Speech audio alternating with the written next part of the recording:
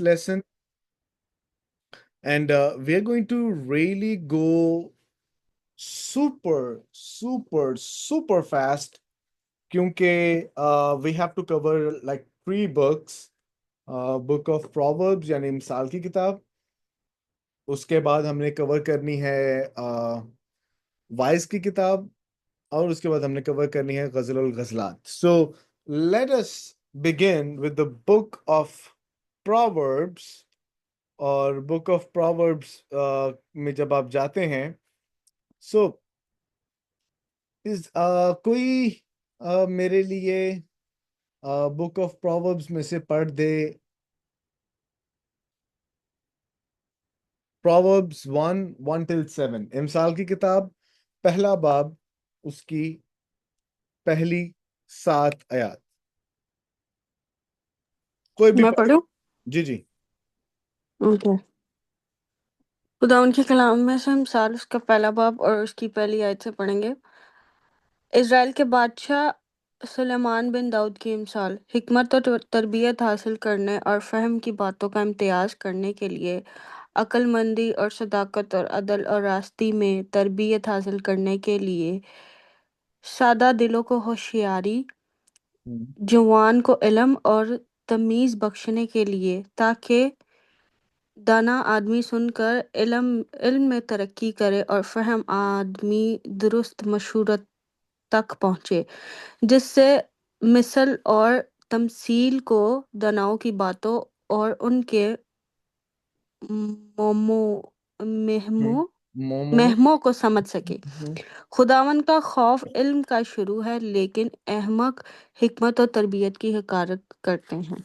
I mean, so this gives the heart of the book कि इमसाल की किताब में खुदा का बंदा सुलेमान क्या हमें सिखाना चाहता है. आई थिंक ऑथरशिप के ताल्लुक से कि किसने ये किताब लिखी, ये हमें पहले बाब की पहली आयत में मिल जाता है कि इसराइल के बादशाह सुलेमान बिन दाऊद की इमसाल. अच्छा, इमसाल में हम एक और किरदार को भी देखेंगे. अभी चलते चलते हम देखेंगे किस तरह से एक और शख्स हमें मिलता है जिसने इमसाल लिखी. इमसाल का ये किताब ऐसी है जो हमें प्रैक्टिकल लिविंग के बारे में सिखाती है, और इसका जो की वर्ड है दैट इज विजडम, यानी हिकमत.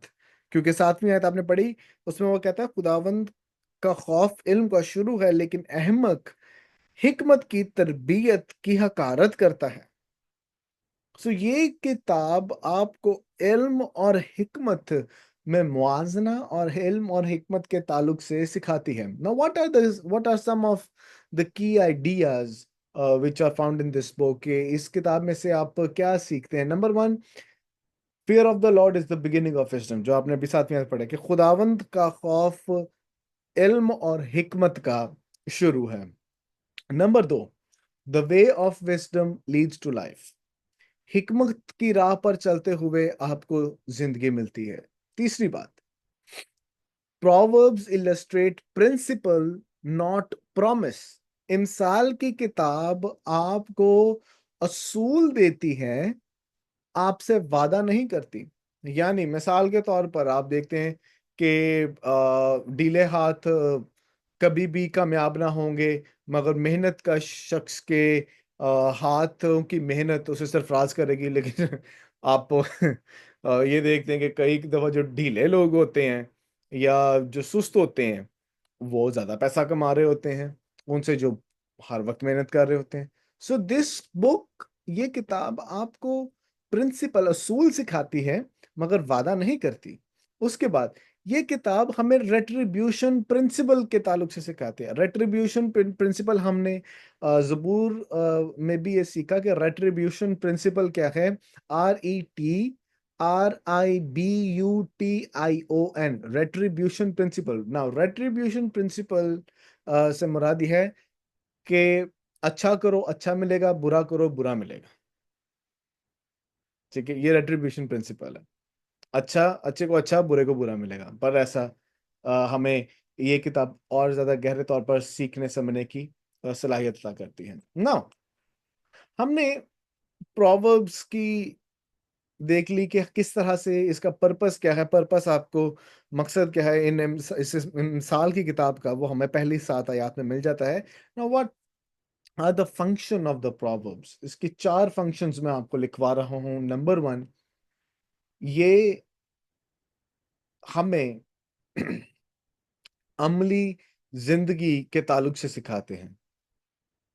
ठीक है, ये हमें नंबर 1 मसीही अमली जिंदगी के मुतालिक सिखाते हैं। नंबर 2, ये नौजवानों की नसीहत और खुदा के साथ चलने की तलकीन करते हैं। नंबर 2 क्या है? नौजवानों को नसीहत और खुदा के साथ चलने की तलकीन। नंबर 3, दीनदारी में चलने की रहनुमाई करती है। नंबर 3, दीनदारी में यानी गॉडली कैरेक्टर में चलने की हमें नसीहत करती है, तलकीन देती है। Number 4, it develops a picture to contrast wise and foolish, यानी बेवकूफ और अक्लमंद के दरमियान मुआजना पेश करती है। ठीक है, सो ये 4 बातें आपने याद रखनी है। फर्दर एक्सप्लेनेशन देखें, सो हम आपने ये बात याद रखनी है कि wisdom is limited with God's sovereignty. कोई मेरे लिए पढ़ दे इमसाल की किताब 16वां बाब उसकी 9वीं आयत। जी, एनी वन ऑफ यू? इमसाल की किताब 16वां बाब उसकी 9वीं आयत। आदमी का दिल अपनी राह ठहरता है, पर खुदावन उसके कदमों की रहनुमाई करता है। तो आदमी का दिल अपनी राह ठहराता है, यानी हम अपनी राहें खुद देखना चाहते हैं या अपनी राहें खुद मुकर्रर करना चाहते हैं, मगर खुदावंद हमारे कदमों को की रहनुमाई करता है। हम अपने प्लान्स तो बनाते हैं, मगर खुदावंद हमारे कदमों की रहनुमाई करता है। ही ऑर्डेन्स आवर स्टेप। एक और हम वर्स देखेंगे 22वें बाब की 30वीं और 31वीं आयत, और 21वें बाब की 30वीं और 31वीं आयत। इमसाल 21, 30, 31। जी। कोई हिकमत, कोई फहम और कोई मशवरत नहीं हम्म जो खुदावन के काबिल ठहर सके। हम्म जंग के दिन के लिए तो तैयार किया जाता है, लेकिन फतह याबी खुदावन की तरफ से है। सो अब देखें कि आप आप हिकमत से या फहम से आप तैयारी तो कर सकते, जैसे वो 31वीं आयत में वो खास तौर पर एम्फेसिस करता है कि दिन जंग के लिए घोड़े तो तैयार किए जाते हैं, मगर फतह याबी खुदावंद की तरफ से, यानी खुदावंद कादिर मुतलक है। ये किताब आपको एक चीज सिखाती है कि आपने खुदावंद पर इन्हिसार करना है कि फतह याबी खुदावंद की है, और खुदावंद हाकिम है, और सब चीजों पर उसका हाथ और उसका कंट्रोल बढ़ा हुआ है। और ये खास तौर पर ये किताब हमें सिखाती है अबाउट हाउ एक शख्स, एक ईमानदार, वो एक गॉडली कैरेक्टर को अपनाए। याद रखें कि आपका कैरेक्टर आपके रूट्स को डिफाइन करता है। आपका कैरेक्टर, आपका किरदार आपके आपके ईमान की अक्कासी करता है, और जैसा आपका किरदार होगा आप वैसे आगे मूव करेंगे। फॉर एग्जाम्पल यीशु मसीह ने ये बयान किया कि अच्छा दरख्त अच्छा फल ही लाता है। तो अगर आपका ईमान हकीकी ईमान होगा, तो ये किताब असिस्ट करती है कि हकीकी ईमान में आपने चलना कैसे है, आपने अपने किरदार को कैसा रखना है, आपने किस तरह से डिसीजंस बनाने हैं, आपने किस तरह से अपने दोस्त और अजीजों के साथ रिश्तों को उस्तवार करना है, और किस तरह से आप इस दुनिया में रहते हुए आप सेक्युलर और सेक्रेड के दरमियान डिस्टिंक्शन कर सकते हो, यानी जो खुदा का है वो खुदा को दे सकते हो, और किस तरह से आप हर वक्त मसीह की अक्कासी करते या मसीह की नुमाइंदगी करते आप दिखाई देंगे। सो अगर कोई आपसे ये पूछ ले, दैट्स अ क्रूशियल पॉइंट जो मैं भी बताने लगा हूं, कि प्रोवर्ब्स की, इमसाल की किताब की सिस्टर किताब आपको नए दामे में कौन सी मिलती है, तो वो याकूब का खत है। आप याकूब का खत पढ़ें और इमसाल की किताब पढ़ें, आपको बड़ी चीजें सिमिलर मिलेंगी। मतलब मैंने जो अभी आपको बात कही, ये याकूब भी बयान करता है कि ईमान बगैर अमाल के मुर्दा है। तो आपके अमाल आपके ईमान को बताएंगे कि this is who you are. ये किताब आपको दना होने की तलकीन देती है, और किस तरह से दनाई एक एलिमेंट है जिसको हर ईमानदार ने अपनी जिंदगी में अप्लाई करना है। ये किताब आपको सिखाती है। और ये किताब आपको कई चीजें और भी सिखाती है, और हमारा ध्यान इस की तरफ लगता है। नंबर वन, ये आप पॉइंट्स नोट डाउन कर लें। ये किताब सिखाती है कि एक शख्स में सीखने वाली रूह होनी चाहिए। He must have a teachable spirit. इमसाल 19वां बाब 20वीं आयत। आप में टीचेबल स्पिरिट होनी चाहिए। वो शख्स जिसमें टीचेबल स्पिरिट नहीं है, टीचेबल स्पिरिट से मुराद वो जिसको कुछ सिखाया जा सके, जिसको कुछ सिखाया। अगर आप में टीचेबल स्पिरिट नहीं है, आप एक फेल्ड डिसाइपल हो। और जो टीचेबल स्पिरिट रखता है वही डिसिप्लिन लेकर आता है। तो आपने अपने अंदर एक टीचेबल स्पिरिट रखनी है। आपकी कई ऐसी बातें होंगी जो अभी आप इन क्लासेस के वसीला से आप उनको बोलेंगे और इन नई बातों को सीखेंगे। कुछ बातें हैं जो पैरेलल जाएंगी, बट कलाम ये फरमाता है, और कलाम इस बात की निशानदही करता है कि we must have a teachable spirit. Number two, दना शख्स हलीम होगा और वो एडवाइस को या अपने बड़ों और बुजुर्गों की नसीहत को सुनेगा। दनाश नंबर दो क्या है? दना शख्स हलीम होगा और बुजुर्गों की नसीहत को सुनेगा। इमसाल की किताब 16वां बाब उसकी 5वीं आयत। नंबर तीन, इमसाल की किताब ये बताती है कि हमने किस तरह से मंसूबाबंदी करनी है, और एक दना शख्स मंसूबाबंदी कैसे करेगा। इमसाल 24वां बाब उसकी 27वीं आयत। और आखिरी पॉइंट आप लिख लें कि a wise person has self control. एक दना शख्स अपने आप पर काबू रखेगा। दना शख्स अपने ऊपर काबू रखेगा। 31वां बाब उसकी 4थी आयत से लेकर 7वीं आयत तक। आमीन। So I want to close on this book. मेरे साथ निकालिए अमसाल की किताब 2रा बाब उसकी पहली 10 आयत। कोई भी शख्स पढ़ ले और ये आपको क्लियर हो जाएगा कि what ever I told you, ये जो पॉइंट्स मैंने अभी लास्ट में आपको लिखवाए हैं, ये आपको इस टेक्स्ट में भी मिल जाएंगे। जी, कोई भी आप में से पढ़ दे अमसाल 2रा बाब उसकी पहली 10 आयत। ऐ मेरे बेटे, अगर तू मेरी बातों को कबूल करे और मेरे फरमान को निगाह में रखे, ऐसा कि तू हिकमत की तरफ कान लगाए और फहम से दिल लगाए, बल्कि अगर तू अकल को पुकारे और फहम के लिए आवाज़ बुलंद करे, और उसको ऐसा ढूंढे जैसा चांदी को, और उसकी ऐसी तलाश करे जैसे पोशीदा खजानों की, तो तू खुदावन के खौफ को समझेगा और खुदावन की मार्फत को हासिल करेगा, क्योंकि खुदावन हिकमत बख्शता है और इल्म और फहम उसी के मुंह से निकलता है।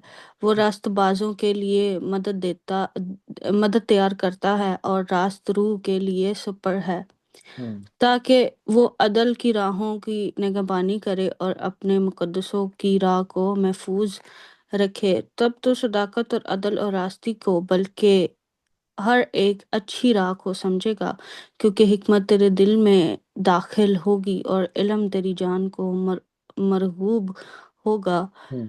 तमीज़ तेरी निगहबान होगी, फ़हम तेरी हिफ़ाज़त करेगा, ताकि तुझे शरीर की राह से और कुंज को से बचाए, जो रास्तबाज़ी की राह को करते हैं, ताकि तारीकी की राहों में चले, जो आमीन। बद ये काफी है, आपने 10 पढ़नी थी, हमने 13 पढ़ दी, कोई बात नहीं। सो यू गेट टू सी कि यहाँ पर वो कहता है, आई मेरे बेटे, मैं सिर्फ इस पे बात करके क्लोज कर रहा हूँ। आई मेरे बेटे, अगर तू मेरी बातों को कबूल करे। जो दराज शख्स होगा वो अपने बुजुर्गों, अपने बाप, अपने बड़ों की बातों पर कान लगाएगा और उसको इम्प्लीमेंट करेगा, और यही इस किताब का मेन मकसद है। I mean, let's move forward. The book of Ecclesiastes, यानी वाइज की किताब। अब वाइज की किताब इज अ वंडरफुल किताब जो आई थिंक कि इमसाल और ज़बूर की किताब का एक को उसको नॉमिनलाइज कर देती है, या वो खास तौर पर उनको उसको बैलेंस करने में हमारी मदद करती है। I want someone to start to read from Ecclesiastes 12:13-14। वाइज की किताब, उसकी उसका 12वां बाब, उसकी 13वीं और 14वीं दो आयत हम देखेंगे। अब सब कुछ सुना गया। हासिल कलाम ये है, खुदा से डर और उसके हुक्मों को मान, कि इंसान का फर्ज कुली यही है, हम्म। क्योंकि खुदा हर एक फैल को हर एक पोशीदा चीज के साथ, ख्वाह भली हो ख्वाह बुरी, अदालत में लाएगा। तो दिस इज समथिंग जो आई बिलीव के दिस इज ब्रिजिंग कि किस तरह से आपने इमसाल को और ज़बूर को समझना है। So ultimately the book of Ecclesiastes, वाइज की किताब भी मेरा ईमान है, और बाइबल इसकी दलील बयान करती है। वाइज की किताब पहले बाब की पहली आयत में कि शाही यरूशलेम दाऊद के बेटे वाइज की बात है। ठीक है, वाइज एक प्रीचर होता है, वाज सरमन होता है, और वाइज वो वाज सुनाने वाला होता है। तो यहाँ पर ये वाइज यानी दाऊद का बेटा सुलेमान है। सो एक इसका जो की वर्ड है इस किताब का, that is vanity, VANITY, vanity. और उर्दू में इसके लिए लफ्ज आया है बातिल या बुतलान। अब वैनिटी को जरा सीख लेते हैं। मैं इसके ऊपर थोड़ी सी रिसर्च कर रहा था, मैं फिर बाद में हंस भी रहा था कि वैनिटी आज के कल्चर में इसको बड़ा डिफरेंटली अंडरस्टैंड किया जाता है। और डिफरेंटली अंडरस्टैंड किस तरह से किया जाता है कि वैनिटी, कुछ लोग इसको समझते हैं कि दिस इज समथिंग जो कि एक बाथरूम्स में लगाई जाती है, that is also known as vanity. और इसके हमें डिफरेंट मीनिंग्स नजर आते हैं आज के वक्त में। मगर इसके ओल्डर ट्रांसलेशंस देखें या ओल्डर अंडरस्टैंडिंग देखें इंग्लिश में वैनिटी की, तो दैट मीन्स एम्प्टीनेस या टेम्पररी।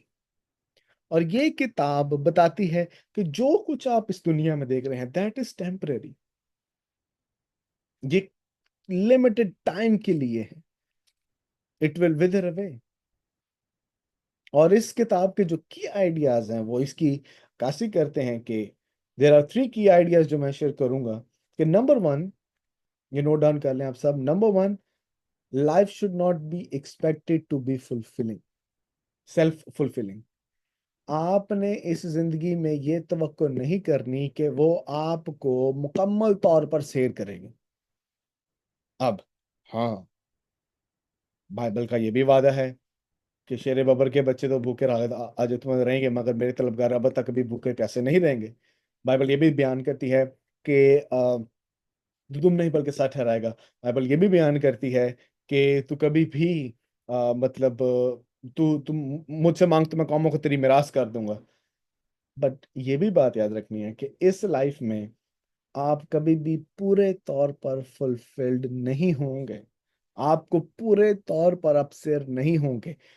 पता है, मैं एक चीज दुआ करता हूँ रोजाना अमेरिका में रहते हुए भी, कि खुदावंद मैं अमेरिका की रिलैक्सेशन से सेटिस्फाई ना हूं, ताकि मैं अपने बहनों और भाइयों के साथ मुल्क पाकिस्तान में जाकर जिंदगी बाकी बसर करूं। यहाँ पर मैं सीख रहा हूँ, अच्छी बात है, सीख के उधर जाके मैं सिखाने वाला हूं। Number 2, frustrations of life are unavoidable. Jonathan ने बहुत अच्छा डिवोशनल थॉट शेयर किया। हम कभी कभार, बल्कि कभी कभार नहीं, बसा औकात ऐसा होता है हम फ्रस्ट्रेट हो जाते हैं, और हम उस फ्रस्ट्रेशन को हम अवॉइड नहीं कर पाते। And that is something that we need to understand कि फ्रस्ट्रेशन अवॉइडेबल नहीं है। Number 3, seasons of life must be expected, and enjoyment of life only comes through God centered worldview। याद रखें कि अगर आप चाहते हैं कि आपकी जिंदगी में खुशहाली हो, आप मुश्किलात में भी खुदा का साथ दें और मुश्किलात में भी आप इंजॉय करें, तो वो तब ही होगा जब आप खुदावंद पर निगाहें रखेंगे और खुदावंद पर ईमान रखेंगे। और यही वाइस की किताब में हमें ये 3 की आइडियाज मिलते हैं। ऑथरशिप के बारे में आपको बता दिया कि this is written by Solomon, और सोलोमन दाऊद का बेटा। What was the purpose? अब आप देखते हैं कि it shows the emptiness of life without God. ये किताब बताती है कि इंसान की जिंदगी किस तरह से खाली है अगर वो खुदा के साथ मिला हुआ नहीं है। इसीलिए बाइबल बयान करते हैं, मुझसे मिला रहता तो तू सलामत रहेगा। आपकी जिंदगी का खालीपन तब ही पूरा होगा जब आप खुदावंद के साथ मिलेंगे। मैं बहुत से नौजवान भाइयों को, बहुत सी नौजवान बहनों को मिलता हूँ। यहाँ पर भी मुझे बहुत से जो नौजवान भाई हैं, मेरे बहनें हैं, वो यहाँ पे मिलती हैं। वो एक चीज की बड़ी शिकायत करते हैं कि शालीम, we we really feel very alone. अब खालीपन महसूस करते हैं। वह खालीपन आप इसलिए महसूस करते हैं क्योंकि आपकी जिंदगी में खुदा नहीं है। ऑनेस्टली मैं खालीपन महसूस नहीं करता। उसकी वजह क्या है? मैं तो चाहता हूँ मुझे किसी जेल में डाल दो, लेकिन मुझे बाइबल और एक नोटबुक दे दो, मुझे जेल में जेल में फेंक दो। ये किताब आपको यही सिखाती है कि आपकी जिंदगी के खालीपन सिर्फ खुदा के साथ रहने से ही दूर हो सकता है। आमीन। और दूसरा पर्पस ये है जो किताब सिखाती है कि wisdom in knowing God early in life, यानी आपको अपनी जवानी में खुदावंद को जानना है, और इसी में आपकी भलाई है और यही दनाई है। सुलेमान, हमने सर्वे देखा था, हिस्टोरिकल सर्वे जब कर रहे थे तो उसमें हमने ये देखा कि किस तरह से सुलेमान जवानी में ही वो गैर ईमानदार औरतों के साथ ताल्लुकात रखना उसने शुरू किए, जिसकी वजह से वो खुदावन से दूर हो गया। और फिर वो इस किताब में उस चीज का इकरार करता है और तौबा करता है कि मैं जान गया कि मैंने अपनी जवानी जाया की है। मगर वो तलकीन करता है कि जो मैंने एक्सपीरियंस किया, या जो जो जिन हालात का सामना मैंने किया है, आई डोंट वांट कि आप सब आप सब से मुराद जो इस किताब के रीडर्स हैं वो उन हालात का सामना करें। So this I love this book honestly. I think हमें ये किताब लोगों को सिखानी चाहिए, खासतौर पर नौजवान बहनों और भाइयों को सिखानी चाहिए कि you should have a devotion for the Lord. इस जमाने में बूढ़े हो के आप क्या करेंगे? ऑनेस्टली जरा आप खुद से पूछें, बूढ़े हो गए आप क्या करेंगे? लोग कहते हैं "अच्छा, कोई नहीं, तो पजामा देवांगे तो तौबा कर लेंगे"। हमारे चर्च में एक भाई हैं, मैं नाम नहीं लूंगा, तो उनको बारहा कहा गया कि अपने बेटे को राह रास्त पर लेके आए। तो उसने कहा कि कोई नहीं पादी साहब, मैं भी तो 50 साल का हो के बाजी तौबा की थी, जो भी कर ही लेगा। No, that's not the case. इस तरह नहीं होना चाहिए। जवानी में खुदावंत को अगर आप अपनी जिंदगी देते हैं, खुदावंत बरकत व बरकत देने की कुदरत भी रखता है। What are some theological emphasis? याद रखें कि ये किताब एक प्रीचर के ताल्लुक से है। It Qoheleth's the Qoheleth is the name of the preacher, और वो इस बात पे कन्विंस है कि खुदावंद की राहें उसकी समझ से बालातर है। मगर उसकी समझ में खुदावंद की राहें नहीं आ रही, मगर फिर भी खुदावंद पर आप भरोसा कर सकते हैं। और सुलेमान इस कंक्लूजन पे, या इस नतीजे पर आया कि खुदा ही रास्त है जिस पर आप भरोसा कर सकते हैं। इंसान पर भरोसा नहीं कर सकते। इंसान आज कुछ है, कभी कुछ है। अब कुछ स्टूडेंट्स जिन्होंने अहद किया कि हम सीखेंगे और हम अच्छा सिखाएंगे, नॉट ट्रस्टवर्दी। एक क्लास ली, 2 क्लास ली, भाग गए। और मैं आप सबको इनकरेज करना चाह रहा हूं आज, stay steadfast, know about that God जो रास्त है, मुनसिफ है, और वो काबिल एतमाद है। सुलेमान को ये बात बुढ़ापे में समझ आई, लेकिन वो हमारे लिए एक ब्लूप्रिंट छोड़ गया कि आपने अपनी जवानी में खुदावंद को याद करना है। आमीन। और जब वो इस दुनिया को देखता है, तो उस दुनिया में सब चीजों को देखते हुए वो कहता है कि दे आर नॉट प्रिडिक्टेबल। ये दुनिया में कुछ भी सर्टेन नहीं है, आज है तो कल नहीं है, अभी है तो शायद बाद में नहीं है। Nothing is predictable. और सुलेमान खास तौर पर इस रिट्रीब्यूशन प्रिंसिपल के खिलाफ बात करता है कि ऐसा हरगिज नहीं है कि अच्छे को अच्छा मिलता है, बुरे को बुरा मिलता है, बल्कि वो इस किताब में बैलेंस करता है इस चीज को कि कई दफा, बल्कि बसा औकात, नेकोकारों को मुश्किलात का सामना करना पड़ता है और नाराज और शरीरों को बहुत सी मुश्किलात का सामना नहीं करना पड़ता और सरफराज होते हैं।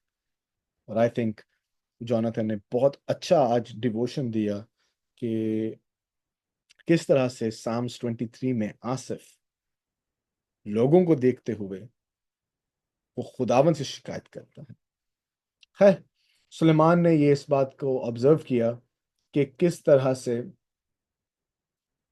कि how he should live his life in dependency on the creator.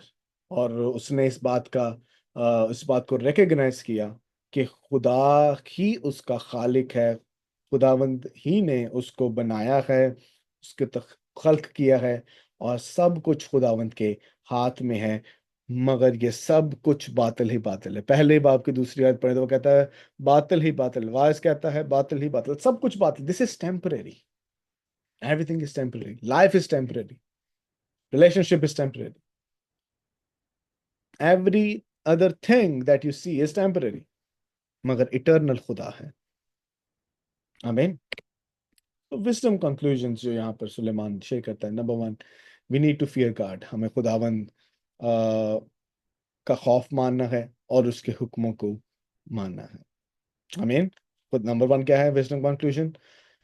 Number one कि हमने खुदावंद का खौफ मानना है, और उसके साथ अब खौफ, डरना भी, और लेकिन उसके साथ ताजीम करना, यानी कि डर के बैठ के दबक के बैठ जाना, नो। और बाद में उसके हुक्मों की पासदारी करनी। नंबर दो, गॉड इज अल्टीमेटली आवर जज, वही हमारा मुंसिफ है, and he will give an account for all things to do, and we will have to give him an account. हमें सब कुछ जो हम इस दुनिया में करते हैं, हमें उसका हिसाब देना पड़ेगा। Now, what were some realities of Solomon? मैं इसमें ये देखें तो पहली बात, मैं आपको 7 पॉइंट्स जल्दी से लिखवा रहा हूँ, उसके बाद 10 essential truths for living जो इस किताब में से हमें मिलते हैं वो मैं लिखवाऊंगा। So realities of Solomon, number one, खुदा अकेला ही खालिक है और उसके ही वसीला से जिंदगी आती है। पहली बात क्या लिखें रियलिटीज ऑफ सोलोमन? कि खुदा अकेला ही खालिक है और उसी से जिंदगी आती है। तीसरे बाब की 12वीं आयत से लेकर 14वीं आयत तक आपको ये सीखने को मिलेगा। नंबर दो, खुदा की राहें हमारे इदराक या हमारी समझ से परे है। हम खुदा की राहों को समझ नहीं सकते। तीसरे बाब की 11वीं आयत। तीसरी तीसरी बात,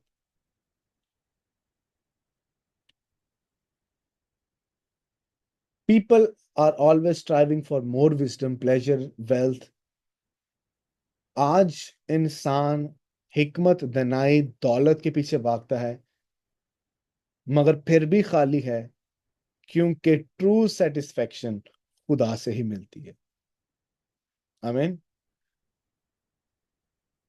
उसके बाद लिख लें, चौथा पॉइंट लिख लें, बल्कि 6 पॉइंट्स आपको लिखवाता हूँ। चौथा पॉइंट लिख लें कि people should enjoy food and family what God gives to them. These are gifts from God. आपने इस बात को याद रखना है कि खाना और रिश्ते खुदावंद की तरफ से हैं, और हमें इन रिश्तों की और खुदावंद के इन नेमतों की शुक्रगुजारी करनी है।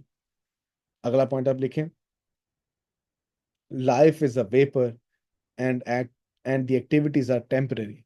ये जिंदगी बिल्कुल एक I don't know the Urdu of vapour, बिल्कुल वाटर वेपर, जब आप पानी को उबालते हैं तो वो वाटर से स्टीम में बदल जाता है। जिंदगी भी ऐसे ही है, अभी है कल नहीं।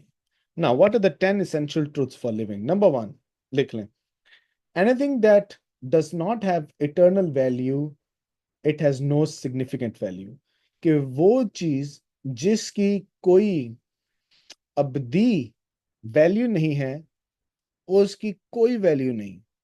नंबर, अब इसको समझने की जरूरत है कि आखिर वो कहना क्या चाह रहा है, कि जो कुछ इंसान इस दुनिया में अचीव करता है या जो कुछ इंसान इस दुनिया में हासिल करता है, उसकी कोई वैल्यू नहीं है। नंबर दो, from personal investigation and experience, teacher discovered that wise person will seek the meaning of life through faith in God। दूसरे पॉइंट आप लिख लें कि ईमान के वसीला से एक शख्स इस जिंदगी के मकसद को तलाश करेगा। एक किताब में पढ़ रहा था, man search of meaning, Franklin ने लिखी है, और उसमें वो इस चीज को बयान करता है कि इंसान अपनी जिंदगी का मकसद इंटरैक्शन से, दूसरी चीजों से इंटरैक्ट करते हुए अपने मकसद को वो तलाश करता है। मगर दर हकीकत असल बात यह है कि इंसान अपनी जिंदगी का हकीकी मकसद खुदा पर ईमान रखने से हासिल करते हैं। अगला पॉइंट आप लिख लें जी, तीसरा पॉइंट लिखा कि recognise that time is a gift from God. आपने इस बात को याद रखना है कि वक्त खुदावंद की तरफ से एक तोहफा है, एक गिफ्ट है, और दना शख्स हमेशा दनाई से अपने वक्त को इस्तेमाल करेगा, वो टाइम वेस्ट नहीं करेगा। Now I don't like to waste time, honestly I don't like to waste time. मैंने अपनी प्रायोरिटी सेट की है कि these are the things that I need to do, these are the things that I should not do. ये चीज मैं आपको सिखाना चाह रहा हूँ। For living a disciplined life, मेरा काम सिर्फ आपको टीच करना नहीं है, बल्कि आपको टाइम की वैल्यू देना, बताना है, सिखाना है। और मैं आपको सच बात बताऊं, अगर आप टाइम को वैल्यू करना सीख लेते हैं और आप इसको कंसीडर करते हैं कि this is a gift from God and you need to value the time, मैं आपको इस चीज की गारंटी देता हूं कि आप अपनी लाइफ में डिसिप्लिन के साथ प्रॉस्पेरिटी को लाजमी देखें। You will see how this discipline is going to bring a greater personality of you। और ये टाइम को वैल्यू करना हमें सिखाता है कि किस तरह से खुदा ने सब सीजन्स को मुकर्रर किया है और खुदा किस तरह से सब चीजों पर उसका इख्तियार है। Number 4, wise person learns from the warnings and mistakes of others. दना शख्स दूसरों की कोताहियों से, गलतियों से और दूसरे अशखास की वार्निंग्स से वो सीखेगा। चौथे बाब की 13वीं आयत से 5वें बाब की 7वीं आयत तक वो इस टॉपिक को कवर करता है। और प्रस्तारों को दना होना चाहिए। 5वीं बात, wise people gladly trust God in their sovereign will for their life. 5वीं बात ये है कि एक शख्स जो ईमानदार है वो अपनी मर्जी को पीछे करके खुदावंद की मर्जी को अपनी जिंदगी में मांगे। छठी बात जो इस किताब में से आपको मिलती है, that is God is not impressed with human efforts to achieve righteousness and neither should anyone else। he is pleased with humble devotion। खुदावंद इंसानी रास्तबाजी पर निगाह या उससे बड़ा खुश नहीं होता, क्योंकि लिखा है कि रास्तबाज ईमान से जीता रहेगा और बगैर ईमान के खुदा को पसंद आना नामुमकिन है। खुदावंद इस चीज की तलाश करता है कि कितने दिल उसकी तरफ लगे हुए हैं, और इसका जिक्र वो 7वें बाब की 15वीं आयत से 18वीं आयत तक करता है। 7वीं बात को आप लिखें, that is wisdom involves recognizing one's own sin and leads to have compassion on others। Danai आपको ये सिखाती है कि किस तरह से आप दूसरों में नुक्स निकालने से पहले आप अपनी फॉलन नेचर या अपनी सिंफुल स्टेट को देखें। 7वें बाब की 19वीं से 22वीं आयत तक मसीह यीशु ने भी यही सिखाया, ऐब जो ना करता कि तुम्हारे भी ऐब जो ना करें की जाए। पौलुस उससे कहता कि तो दूसरों को कहता, खुद क्यों नहीं करता? So book of Ecclesiastes, what a beauty of the Bible we have, कि कितनी सदियां पहले सुलेमान भी वही बात कर रहे हैं, यीशु ने आके भी वही बात की और पौलुस भी वही बात करता है। This tells that what you are having in your hands is authoritative. आमीन। And I can speak a lot on it, लेकिन क्योंकि टाइम शॉर्ट है, आठवां पॉइंट आप लिख लें कि wise people will live their life with proper perspectives. यानी आपको आपके मंसूबे पता होंगे कि आपने क्या मंसूबाबंदी करनी है और आपने किन चीजों को प्रायोरिटी देनी है। नावी बात, wise people enjoy the life and blessings of God. दना शख्स अपनी इस जिंदगी में खुदावंद की दी गई हर नेमत को एंजॉय करेंगे। 10वीं बात, आखिरी बात, wise people fear God and obey his word, realizing that someday they will give an account to him on how they lived।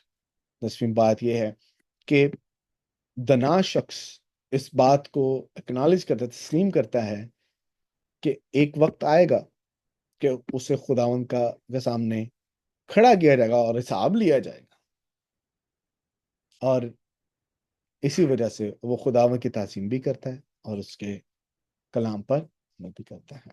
So let's move forward, और we still have 15 more minutes, and I hope to complete this all in the next 15 minutes, and then I'll give you the time to talk. So, the Songs of Solomon, हम आगे बढ़ेंगे गज़ल गज़लात की किताब की तरफ। सो गज़ल गज़लात भी सुलेमान ही ने लिखी, और इसका जो कीवर्ड है वो है मोहब्बत।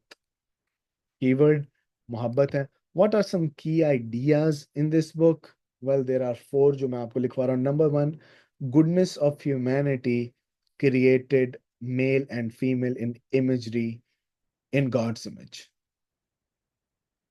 खुदा की सूरत और शबीह पर खल्क किए जाने की वजह से हम भले इंसान बनाए गए हैं, यानी मर्द और औरत। Number 2, the dignity of human affliction, कि आपको किन किन मुश्किलात का सामना करना पड़ता है। तीसरी बात, अज़दवाजी जिंदगी में जिनसी ताल्लुकात का रोल। हाँ, तो मैं लीव कर रही हूँ क्योंकि मेरी ड्यूटी का टाइम ऑफ हो गया है। If you have to leave just तो leave, don't tell me please, take care. Okay, thank you. So we need to discern के एक अज़दवाजी जिंदगी में जिनसी ताल्लुकात को हमने कैसे व्यू करना है। नाउ सम विल आर्ग्यू के हाँ हाँ आप ये कैसी बातें सर कर रहे हैं, this is God's created design, आप खुदावन से बड़े नहीं हैं। So you need to learn these things. Number 4, कि आप अपने अज़दवाजी जिंदगी में यानी अपनी मैरिज में खुदावन को कैसे अव्वल दर्जा दे सकते हैं। आमीन। सो ये ideas थे। Now there are different approaches of interpreting this book। Number 1, that is allegory, यानी तशबीह देना। और हम कहते हैं कि अच्छा इसको हम तशबीह दे सकते हैं कि इस किताब में हमें मसीह और कलीसिया का एक ताल्लुक, एक रिश्ता दिखाई देता है। वेल, ठीक है, क्योंकि हम मसीह की दुल्हने हैं, वो हमारा दुल्हा है। मगर हम हिस्टोरिकली देखें तो क्या was this the intent of Solomon? I don't think so. I really don't think so कि Solomon intended it to write from this perspective कि दुल्हा यीशु है और दुल्हन कलीसिया है। Well, partially it's good, क्योंकि इसमें हमें इश्क हकीकी और इश्क मजाजी दोनों मिलती हैं, और हमें इन दोनों चीजों को कंट्रोल करना है, इसको, इन दोनों चीजों को हमने साइड बाय साइड अंडरस्टैंड भी करना है कि this are the things we need to keep in line, के yes, at some extent this is related to Jesus and church, but this was also not the intent of the author. Well, दूसरा दूसरे तरीके जिससे आप interpretation कर सकते हैं इसके, वो है टाइपोलॉजिकल। और टाइपोलॉजिकल, TYPOLOGICAL, टाइपोलॉजिकल। सो टाइपोलॉजिकल मीनिंग है, यानी क्राइस्ट और ब्राइड। दूसरा, इसराइल और खुदा, यानी जो मेल है वो इसराइल, सॉरी, वो मेल खुदा है और फीमेल यहाँ पे इसराइल है। अब this is also a type, मगर आप टाइपोलॉजिकल वे में भी इसको इंटरप्रेट कर सकते हैं। मगर मैं तीसरा जो इसका व्यू है, किस तरह से आप इसको पढ़ सकते हैं, वो है इसका लिटरल या नेचुरल व्यू। और I think I will go with the natural and literal view, क्योंकि खुदा ने इन चीजों को, खुदा ने अज़दवाज के रिश्ते को हमारे लिए बाबरकत ठहराया है। और हमने ये किताब पढ़ के इस चीज की हमें एक अवेयरनेस हासिल होती है कि हम किस तरह से अपने अज़दवाजी जिंदगी में खुदावंद को अव्वल दर्जा दें, और किस तरह से हमने अपनी बीवी से और बीवी शौहर से किस तरह से वो मोहब्बत करें। आमीन। So these are the three views: allegorical, typological, literal interpretation. ये तीन तरह से आप इसकी तफसीर कर सकते हो। What is the message and what is the purpose of this book? Well, this book speaks of the order of creation, which is pedagogical and eschatological. यानी ये तख्लीक के ताल्लुक से सिखाती है कि किस तरह से खुदा ने एक अज़दवाज के रिश्ते का आगाज किया, और किस तरह से ये अज़दवाज का रिश्ता आपको मसीह और कलीसिया के रिश्ते की अक्कासी करता दिखाई देता है। Number 2, it teaches us what marriage is. Sorry to say, आज लोग मैरिजेस को सीरियस नहीं लेते, वो उनके लिए एक मजाक है। लोगों ने शादी को, इस रिश्ते को मजाक समझ लिया है, but it is not a मजाक। और ये किताब हमें उसके सीरियसनेस के ताल्लुक से सिखाती है। What are the some of the practical things? मैं 4 बातें या कुछ बातें मैं इसमें शेयर करूंगा। For married couples, they will glorify God when they will demonstrate a desire to be with one another. यानी अज़दवाजी जिंदगी में दोनों अशखास खुदावंद को जलाल तब देंगे जब वो एक दूसरे के साथ रहने के लिए और एक दूसरे का साथ देने के लिए वो एग्री हो। Number 2, we should have a desire to seek presence of God in our marital life. हमें अपने रिश्ते में खुदावंद की हुजूरी को मांगना चाहिए। Number 3, we glorify God and experience satisfaction in our marriages when we communicate in loving ways to our spouses. जब हम अपनी मुश्किलात का के बारे में अपने अपने शौहर अपनी बीवी को और बीवी अपने शौहर को बताती है, तो हम उससे, उसके वसीला से हम सेटिस्फाई भी होते हैं कि कोई बात नहीं, खुदावंद भी हमारे साथ खड़ा है।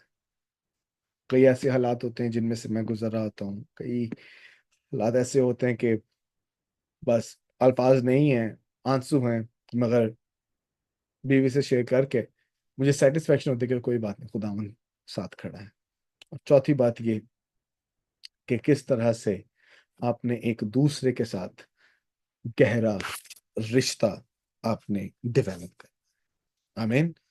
So this was all for today's